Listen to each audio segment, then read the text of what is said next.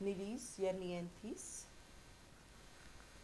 इसे सामान्यतः क्लैमवर्ग या सीपी क्रम कहा जाता है। यह फाइलम एनालिडा का मेंबर है। इसकी क्लास है पॉलीकीटा, ऑर्डर इरेंशिया, फैमिली निरिडी, जीनस निरीस या नियंथीस और स्पीशीज है वायरेंस। कॉमन नेम क्लैमवर्ग, ये इसकी निरीस का स्ट्रक्चर है। ये इसकी रिप्रोडक्टिव स्टेज हेट्रोनिरीस है। ये विश्वव्यापी है, समुद्रवासी है और रेतीले समुद्र तटों पर टाइडल मार्क्स के बीच में पाया जाता है। ये नेचर वाइज सिक्रेटिव होता है और मोस्ट ऑफ द टाइम अपने बरों के अंदर, बिल के अंदर रहता है। ये बिल इनके यू शेप्ड होते हैं और बिल रेत के अंदर 60 सेंटीमीटर गहरे तक हो सकते हैं। ये म्यूकस से कोटेड रहते हैं और ये म्यूकस जो सिक्रीट करते हैं वो रेत के पार्टिकल्स को, सैंड पार्टिकल्स को बाइंड करके एक कोटिंग बना लेता है बिल के चारों तरफ। उनके शरीर के अंदर डॉर्सोवेंट्रली अंड्यूलेशन से एक कांस्टेंट वाटर करंट बिल के अंदर बनी रहती है, जिसके फलस्वरूप ये रेस्पिरेशन करते हैं। नॉक्टर्नल है, कार्निवोरस होते हैं। रात के समय शिकार को पकड़ने के लिए अपने शीर्ष भाग को बरों से बाहर निकालते हैं। ये छोटे क्रस्टेशियंस, मॉलस्क और एनेरिड्स पर फीड करते हैं। ओकेजनली ये बरों को छोड़ देते हैं और स्टोन्स या रॉक्स के नीचे क्रॉल करते हुए, क्रीप करते हुए पाए जा सकते हैं फूड की तलाश में। ब्रीडिंग सीजन में ये बिल को परमानेंटली छोड़ देते हैं, सरफेस वाटर पर एक्टिवली स्विम करते हैं और इस अवस्था को हेट्रोनिरीस कहते हैं। इसे फ्रीक्वेंटली यूज़ किया जाता है फिश बेट के लिए, मछली को पकड़ने के लिए प्रलोभक की तरह इसे काम में लेते हैं। शेप, साइज एंड कलर, ये लंबे, पतले, दुबले, द्विपार्श्व सम्मित वाले जंतु हैं जिनका अग्र सिरा चौड़ा और पश्च सिरा टैपर्ड होता है। डॉर्सोवेंट्रली फैटेंट है, मोर और लेस। जो डॉर्सल साइड है वो कॉन्वेक्स होती है और वेंट्रल सरफेस कॉनकेव, फ्लैट होती है। Size species to species vary करता है, 30 से 40 सेंटीमीटर लंबे होते हैं। कलर भी इनका वेरी करता है और कलर डिपेंड करता है इनकी एज और सेक्सुअल मैच्योरिटी पर और स्पीशीज़ पर। ये रेडिश ब्राउन भी होते हैं, ग्रीनिश है, ब्राउनिश है, ब्लूइश ग्रीन कलर के, जिनके और ये जो वायरेंस है ये ब्लूइश ग्रीन कलर का होता है और इसके ऊपर ऑरेंज और रेड टिंज के अपेंडेजेस पाए जाते हैं।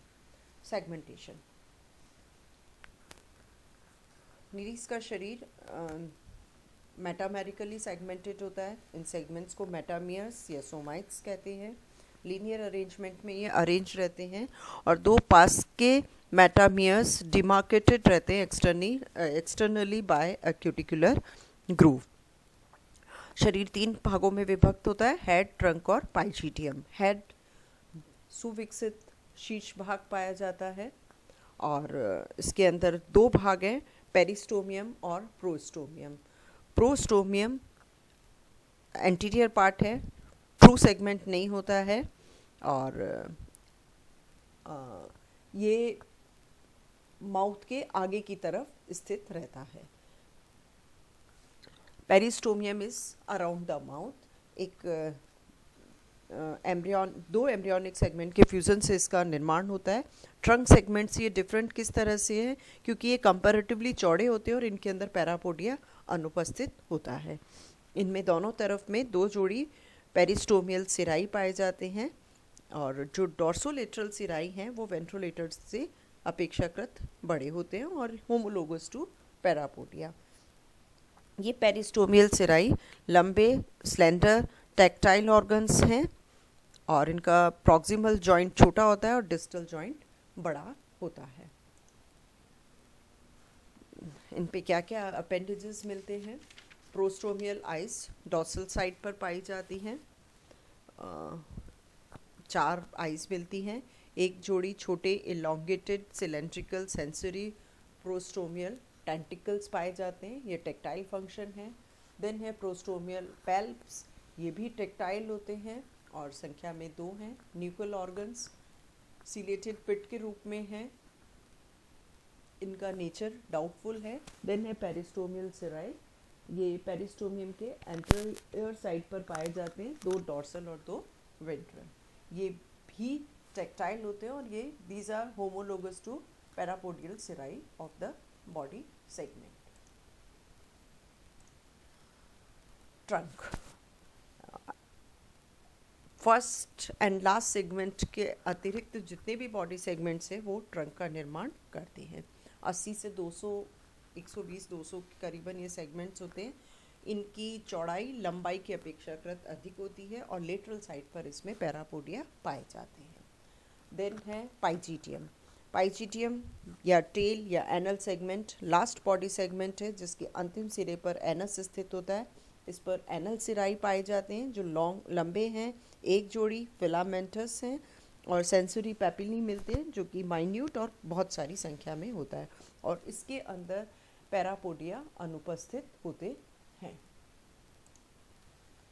ट्रंक पे क्या मिलते हैं? पैरापोडिया पाए जाते हैं। अब ये पैरापोडिया है किस तरह के? पैरा का मतलब होता है साइड, पोडस मतलब फूट। हर बॉडी सेगमेंट पे फर्स्ट सेगमेंट और last segment that is peristomium और एनल सेगमेंट को छोड़कर प्रत्येक खंड में पार्श्व में एक जोड़ी चपटी पत्ती के समान खोखली संरचना पाई जाती है बहिर्वृद्धि के रूप में, उसे पैरापोडिया कहते हैं। हक्सले ने ये नाम दिया था पैरापोडिया। स्ट्रक्चर कैसा है पैरापोडिया का? बायरेमस होते हैं ये, डॉर्सल नोटोपोडियम और वेंट्रल न्यूरोपोडियम। ये देखिए, ये डॉर्सल पार्ट है नोटोपोडियम और ये है न्यूरोपोडियम। अब ये जो नोटोपोडियम और न्यूरोपोडियम है ये भी 2 भागों के अंदर बटा रहता है। डॉर्सल साइड पे जो होता है उसे सुपीरियर लिग्यूला कहते हैं और वेंट्रल साइड पे होता है उसको वेंट्रल लिग्यूला। ये डॉर्सल लिग्यूला, ये वेंट्रल लिग्यूला। इनके ये जो डॉर्सल लिग्यूला है इसकी डॉर्सल साइड पर एक उभार पाया जाता है, टेंटिकुलर प्रोसेस, इसे डॉर्सल सीरस कहते हैं और इसके वेंट्रल साइड पे मिलता है, इसे वेंट्रल सीरस कहते हैं। ये डॉर्सल सीरस इसके कंपैरिजन में चौड़ा होता है। हर पार्ट के अंदर, हर पैरापोडिया के अंदर इंटरनली एक काइटिनस रॉड पाई जाती है जो लंबी है, स्टाउट और ब्लैक कलर की है, एंडोस्केलेटन का निर्माण करती है दोनों तरफ के सेगमेंट्स में, नोटोपोडियम में भी और न्यूरोपोडियम में भी। इसे कहते हैं एसिक्यूलम। इसके ऊपर सीटल मसल्स अटैच्ड रहती है, ये है सीटल मसल। और इसके ऊपर एसिक्यूलम के ऊपर लंबे फाइन काइटिनस ब्रिस्टल्स पाए जाते हैं, ये देखिए, इन्हें कहते हैं सीटी। जो नोटोपोडियम पे है उनको नोटोशीटी और इसको कहते हैं न्यूरोशीटी। इनकी उत्पत्ति सीटल या सैटिजरस सेक्स से होती है और इनको बाहर निकाला भी जा सकता है और रिट्रैक्ट भी, अंदर की तरफ रिट्रैक्ट भी किया जा सकता है और ये वेरियस डायरेक्शंस के अंदर मूव करते हैं विद द हेल्प ऑफ सीटी मसल्स। इन सीटी में 2 जॉइंट्स होते हैं, ये बनाते स्ट्रक्चर में क्या है, प्रॉक्सिमल शाफ्ट और डिस्टल पोर्शन हो गया इसका ब्लेड। ये 3 तरह के हैं सीटी। पहला है लॉन्ग ब्लेडेड, ये वाला लॉन्ग ब्लेडेड। इसके अंदर क्या होता है, शाफ्ट स्मॉल है और डिस्टल जो ब्लेड है वो लंबी और स्लेंडर होती है, स्ट्रेट है and pointed with serrated one edge, एक साइड इसकी सिरेटेड होती है। दूसरा है typical, this one is typical. इसके अंदर शाफ्ट छोटी है, मोटी होती है और इसके जो ब्लेड्स हैं वो ये वाला ओर शेप्ड होती है, ठीक है। और ये तीसरा है, इसके अंदर क्या होगा, टिपिकल में लार्ज और स्टाउट है शॉर्ट और इसके अंदर एक नॉच्ड टिप पाई जाती है। पैरापोडिया का काम क्या है, मेनली लोकोमोशन, क्रीपिंग और स्विमिंग दोनों में ही काम में आते हैं। इसके अतिरिक्त ये हाईली वेस्कुलराइज्ड होते हैं और इसलिए श्वसन में भी सहायता करते हैं। देन है नेफ्रिडियोपोर्स। हर सेगमेंट में वेंट्रल साइड पर पैरापोडिया के बेस पर एक जोड़ी माइन्यूट ओपनिंग पाई जाती है, इसे एक्सक्रीटरी ओपनिंग या नेफ्रिडियोपोर्स कहते हैं, जिसके द्वारा एक्सक्रीटरी मटेरियल रिमूव होता है। देन है लोकोमोशन। ये अपने पैरापोडिया की सहायता से सब्सटेंस पे क्रॉल भी करते हैं या एक्टिवली स्विम करते हैं, और एक्टिवली स्विम करते हैं पैरापोडिया और लेटरल अंडुलेशन ऑफ बॉडी के द्वारा। इसके अंदर में क्या होता है, पैरापोडिया पैडल लाइक काम करते हैं। रिकवरी और इफ़ेक्टिव और रिकवरी स्ट्रोक होता है।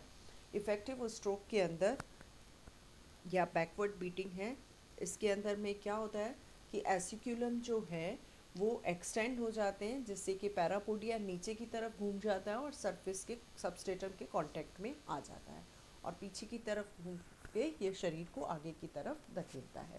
रिकवरी स्ट्रोक के अंदर एसिक्यूलम रिट्रैक्ट हो जाते हैं, जिससे कि पैरापोडिया थोड़े ऊपर की तरफ उठ जाते हैं और शरीर आगे बढ़ता है। और इस कंबाइंड इफेक्ट होता है रिकवरी और इफेक्टिव स्ट्रोक का, जिसकी और बहुत सारे पैरापोडिया एक साथ गति करते हैं, जिसकी फलस्वरूप निरीज आगे बढ़ता है। जो सेम सेगमेंट के पैरापोडिया हैं, posit parapodia perform in reverse stroke at the same time, और एडजेसेंट सेगमेंट के पैरापोडिया सेम स्ट्रोक के अंदर मूव करते हैं। देन है बॉडी वॉल। बॉडी वॉल के अंदर, इसके अंदर सबसे बाहर की तरफ क्यूटिकल पाई जाती है, उसके बाद होती है बेसमेंट मेम्ब्रेन। ये देखिए सबसे बाहर मोटी क्यूटिकल टफ होती है, उसके बाद मिलती है बेसमेंट मेम्ब्रेन। फिर है एपिडर्मिस। एपिडर्मिस के अंदर कॉल्यूमिनर सपोर्टिंग सेल्स और ग्लैंडुलर और सिक्रीटरी सेल्स पाई जाती है, और ये इसके अंदर एपिडर्मल ग्लैंड्स भी होती है जो कि म्यूकस का सिक्रीशन करती है। मस्कुलेचर इसके अंदर सुविकसित है, सर्कुलर मसल्स मिलती है, लॉन्गिट्यूडनल मसल्स मिलती है और ओब्लिक मसल्स पाई जाती है। सर्कुलर, लॉन्गिट्यूडनल और ओब्लिक मसल्स इसके अंदर मिलती है। इसके बाद में आती है पेरिटोनियम या सिलोमिक एपिथेलियम। इसका सिक्रीशन सिलोमिक फ्लूइड के द्वारा होता है, और इसका बॉडी वॉल का फंक्शन क्या क्या है, क्यूटिकल प्रोटेक्शन का काम करती है। एपिडर्मिस वेस्कुलर है तो रेस्पिरेशन में हेल्प करती है।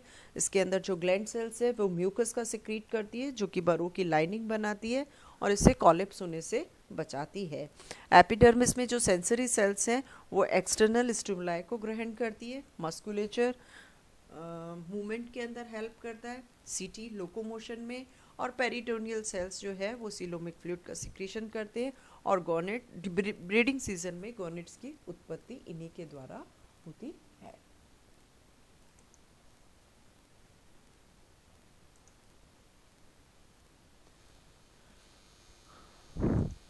देन है एलिमेंट्री कैनाल या डाइजेशन। इससे पहले सीलोम। सीलोम ट्रू होती है, शायद जो सिलोमिक ओरिजिन है एम्ब्रियोनिक मीजोटर्म में स्प्लिटिंग के द्वारा इनका निर्माण होता है, और बॉडी वॉल और एलिमेंट्री कैनाल के बीच में पेरिफिस्टल कैविटी के रूप में ये स्थित होती है। ये डिवाइडेड रहती है ट्रांसफर्स सेप्टा के द्वारा, और ये मेम्ब्रेनस है। ये एक कलरलेस फ्लूइड के द्वारा भरी रहती है, जिसे सिलोमिक फ्लूइड कहते हैं। इसके अंदर अमीबॉइड कार्पसल्स होती है, और ब्रीडिंग सीजन में डेवलपमेंटल स्टेजेस उसके अंदर मिलती है। ये बाहर की तरफ कम्युनिकेट करता है नेफ्रिडियोपोर के द्वारा, और हाइड्रोस्टैटिक स्केलेटन का निर्माण करता है। इसके द्वारा डाइजेस्टिव फूड, गैसेस और वेस्ट का ट्रांसपोर्टेशन होता है। नेक्स्ट है alimentary canal, digestive system. Digestive system में आता है मेनली एलिमेंट्री कैनाल। ये स्ट्रेट है, अनब्रांच ट्यूब है, माउथ से एनस तक फैली हुई रहती है, और दोनों ही सिरों पर खुली है। इसका निर्माण होता है, इसमें क्या क्या पोर्शन से, स्टोमेडियम या फोरगट, मिजेंट्रॉन या मिडगट, और प्रोक्टोडियम या हाइंडगट। इसमें जो फोरगट और हाइंडगट है ये इंटरनली एक्टोडर्मल एपिथेलियम के द्वारा स्थित रहती है, जबकि मिडगट एंडोडर्मल एपिथेलियम के द्वारा आश्रित होती है। सबसे पहले आएगा फोरगट, इसके अंदर आता है माउथ। माउथ एक ट्रांसफर्स इलोंगेटेड स्लिट के रूप में है, प्रोस्टोमियम के नीचे अधर सतह पर पाया जाता है।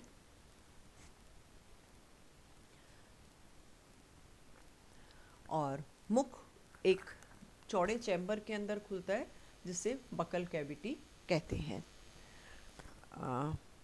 बकल कैविटी खुलती है फेरिंग्स के अंदर, ये प्रोट्रूसिबल है और इसके अंदर बीच बीच में क्यूटिकुलर लाइनिंग पाई जाती है और ये थिक होती है, इसमें डेंटिकल्स टीथ पाए जाते हैं। इसका जो पोस्टीरियर पार्ट है वो थिक मस्कुलर होता है और उसकी जो गुहा है वो सकड़ी होती है। इसके अंदर काइटिनस जॉस मिलते हैं। ये जॉस कैसे, एक जोड़ी छोटे मोबाइल और डार्क कलर के होते हैं और इनके इनर मार्जिन सिरेटेड होते हैं। बकल कैविटी और फेरिंग्स ये एक मस्कुलर कोट के अंदर रैप्ड रहते हैं, इन 4th and 5th सेगमेंट तक फैले रहते हैं और इनको इवर्ट किया जा सकता है। इवर्ट करने के बाद इसको बोलते हैं प्रोबोसिस या के रूप में, और ये अपनी टिप को एक्सपोज करके प्रे को कैप्चर करने का काम करते हैं। ये देखिए फेरिंग्स ये अंदर की तरफ है और ये फेरिंग्स प्रोट्रूड कर दिए, ये इवर्टेड फेरिंग्स और इसके जॉज जो है वो प्रोट्रूड हो गए और इसकी सहायता से ये प्रे को पकड़ते हैं। ये है निरीज का डायग्राम। ये पेरिस्टोमियम, यहाँ माउथ है, बकल कैविटी, ये डेंटिकल्स और ये फेरिंग्स है और इसके अंदर ये जॉज मिल रहे हैं। फेरिंग्स पीछे खुलती है ईसोफेगस के अंदर, सकड़ी होती है ये और 5th सेगमेंट के अंदर मिलती है। इसमें आके खुलती है ईसोफिजियल ग्लैंड्स या सीका, ये है ईसोफिजियल ग्लैंड, ये इसके अंदर आके खुलते हैं। ईसोफेगस फिर खुलता है स्टमक या स्टमक और इंटेस्टाइन में, ये स्टमक इंटेस्टाइन, और ये जहाँ पे खुलता है वहाँ पर इसके अंदर स्फिंक्टर मसल्स पाई जाती है। ये स्टमक इंटेस्टाइन सेगमेंटली कॉन्स्ट्रिक्टेड होता है, स्ट्रेट है, थिन वॉल्ड ट्यूब है और लास्ट ट्रंक सेगमेंट तक जाता है। इसमें स्पष्ट स्टमक का अभाव होता है और इसके अंदर ग्लैंड सेल्स पाई जाती है जो कि डाइजेस्टिव एंजाइम सिक्रीट करती है।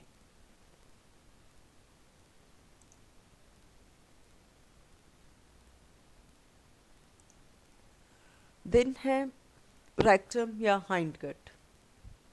रेक्टम शॉर्ट है, ट्यूब लाइक स्ट्रक्चर है, लास्ट बॉडी सेगमेंट या पाइजीडियम में पाया जाता है और शरीर के बाहर टर्मिनल एनस के द्वारा खुलता है।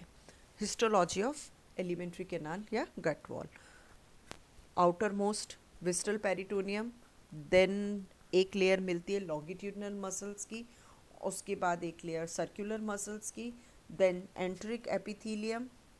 एंट्रिक एपिथीलियम में क्या होता है, फोरगट और हाइंड गट तो एक्टोडर्मल सेल्स के द्वारा होती है और मिड गट में एंडोडर्मल एपिथीलियम पाई जाती है। देन क्यूटिकल, और ये फोर और हाइंड गट के अंदर मौजूद होती है।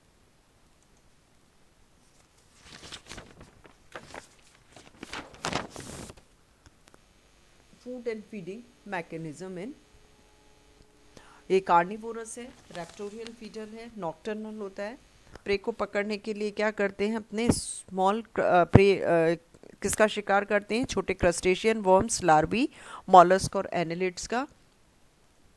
और किस प्रकार पकड़ते हैं ये, अपने फेरिंग्स को टीथ और जॉस के साथ प्रोट्रूड करते हैं और शिकार को बरों के अंदर खींचते हैं, ड्रैग करते हैं और उसको फिर ख़त्म कर देते हैं। बरों के से बाहर हेड प्रोट्रूटेड रहता है और ये शिकार पर अपनी फेरिंग्स को इवर्ट करके उसको प्रे करते हैं, प्रे को पकड़ने का काम करते हैं। जॉस जो है वो जिस तरह से फॉर्सेप्स होती है उसी तरह से ये प्रे को पकड़ लेते हैं और उसे बरों के अंदर खींच लेते हैं और उसके बाद ये प्रोबोसिस रिट्रैक्ट होता है और ये हेल्पलेस प्रे को स्वेलो कर लेते हैं।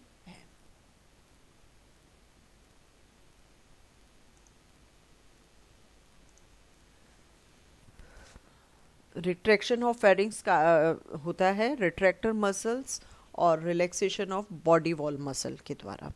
नेक्स्ट है digestion, absorption and egestion of in Nereis. जो भी फूड ग्रहण किया जा रहा है ये मिड गट में पहुंचेगा पेरिस्टलिक गट वॉल के पेरिस्टलिक एक्शन के द्वारा। यहाँ पे क्या होता है, ईसोफेजियल ग्लैंड्स और मिड गट की जो ग्लैंड्स हैं वो डाइजेस्टिव जूसेस सिक्रीट करती है जिसमें एंजाइम्स पाए जाते हैं, प्रोटीएजेस, एमाइलेजेस और लाइपेजेस। प्रोटीएजेस प्रोटीन्स का, एमाइलेजेस कार्बोहाइड्रेट्स का और लाइपेजेस लिपिड्स का पाचन करते हैं। डाइजेशन एक्स्ट्रा सेलुलर होता है। डाइजेशन और एब्जॉर्प्शन मेनली स्टमक इंटेस्टाइन के अंदर होता है। इनडाइजेस्टेबल फूड रेक्टम तक पहुंचते हैं और फीकल मैटर एनस के द्वारा शरीर से बाहर निकाल दिया जाता है।